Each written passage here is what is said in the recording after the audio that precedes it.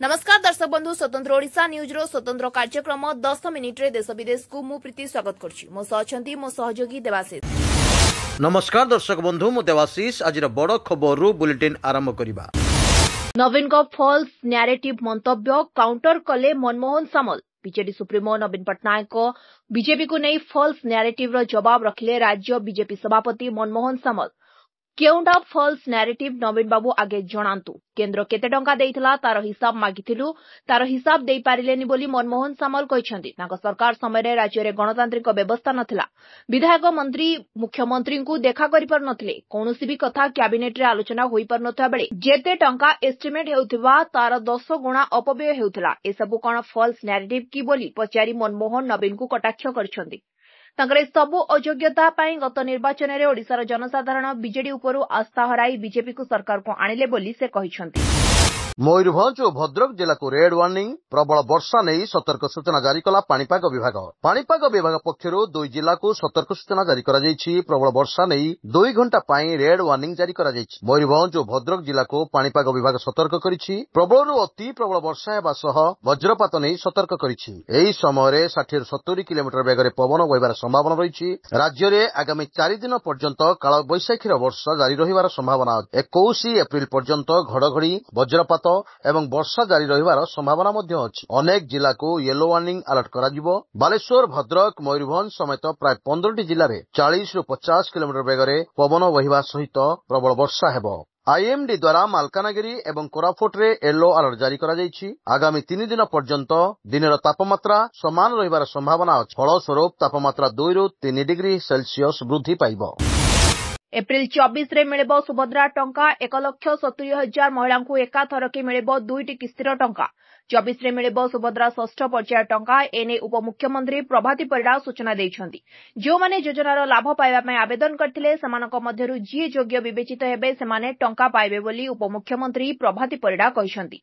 प्रभातीଙ୍କ ଏହି घोषणा परे एबे पुणी थरे सुभद्रा आवेदनकारीଙ୍କ ମଧ୍ୟରେ खुशीर लहरी खेली जाइछि।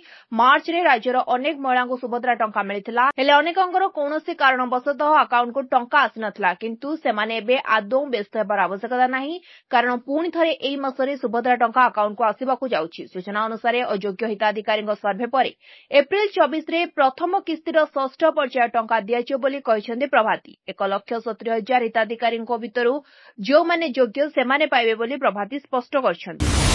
निर्दोधरे सभापति भावे निर्वाचित हेले नवीन। विधिवत भावे बीजेडी सभापति नाम घोषणा। बीजेडी नवम थर पाई सभापति हेले नवीन घोषणा कले बीजेडी राज्य निर्वाचन अधिकारी। एकमात्र प्रार्थी भावे दाखल करथिले नामांकन। निर्द्वंद्वरे बीजेडी सभापति भावे निर्वाचित हेले नवीन पटनायक। खंडुआ पाट देई नवीन को स्वागत कले कर्मी। सभापति भावे नवीन को ना घोषणा हेबा परे एबे जनक परे जणे कर्मी नवीन को भेटुछंती। साधारण निर्वाचन 2024 रे पराजय परे पुणी दल सजाडुछि बीजेडी। बीजेडी सांगठनिक निर्वाचन 33 सांगठनिक जिला को 18टी जिला सभापति ना घोषणा करा जायछि। एही तालिकारे वरिष्ठ तथा अभिज्ञ नेता मानकु गुरुत्व दियाଯାଇଛି। वर्तमान पराजय परे बीजेडी श्रृंखला भंग होईछि। तबे नवीन पुणी दलर मुखिया भावे दायित्व नै दल श्रृंखलित करिबा नै चर्चा होउछि।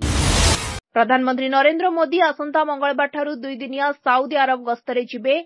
साउदी अरबर राजकुमार तथा प्रधानमंत्री मोहम्मद बिन सलमान को निमंत्रण क्रमे प्रधानमंत्री मोदी ए गस्तरे जाउछंती। वैदेशिक व्यापार मंत्रालय कहिछि 2016 एवं 2019 परे प्रधानमंत्री को यह तृतीय साउदी अरब गस्त। सेप्टेम्बर 2023 रे G20 शिखर सम्मेलन रे जोगदेबा पई प्रिंस सलमान नुआदिल्ली गस्तरे आसिथिले। एही अवसर रे भारत साउदी अरब द्विपाक्षिक सहयोगी परिषदर प्रथम बैठक रे से सह अध्यक्षता करथिले। सामाजिक सांस्कृतिक एवं वाणिज्यिक क्षेत्र समेत विभिन्न क्षेत्र रे दुई देश मध्य घनिष्ठ एवं बंधुत्वपूर्ण संपर्क रहिछि। राजनैतिक, प्रतिरक्षा, निरापत्ता, वाणिज्य, पुंजी निवेश, शक्ति, प्रजुक्ति विद्या, स्वास्थ्य, शिक्षा एवं संस्कृति आदि क्षेत्र में दुई देश मध्य दृढ़ सहभागिता रही बोली मंत्रणालय कहिछि। साउदी अरब सहित गत दशंधि मध्य भारतर संपर्क निरंतर भागीदारी द्वारा विकसित होइछि। प्रधानमंत्री मोदींकर एही गस्त साउदी अरब सहित भारतर संपर्क दृढ़ता उपरे गुरुत्व प्रदान करिबो। पारस्परिक स्वार्थ संबलित विभिन्न वैश्विक और आंचलिक प्रसंग उपरे उभय नेतांक मध्य मत विनिमय हेबार कार्यसूची रहिछि। पुणी अटकिला ट्रेन अचल हेला पेंटोग्राफ अटकिछि इंटरसिटी और हीराखंड एक्सप्रेस राउरकेलारू जबलपुर जाउथिबा intercity express engine pantograph Rayagada जिला काशीपुर ब्लॉक लेलिगुंबा राउली निकटरे अचल होइछि। केआर लाइन रे ट्रेन चलाचल बाधाप्राप्त होइछि। आज भोरु एपरी होइथिबार जଣା पड़िछि। इंटरसिटी एक्सप्रेस लेलिगुंपा राउली मध्यरे अटकी रहिथिबा बेले भुवनेश्वररू जगलपुर जाउथिबा मेलिगुमा ठारे विद्युत लाइन सह ट्रेन को संजोग करिथाय पेंटोग्राफ।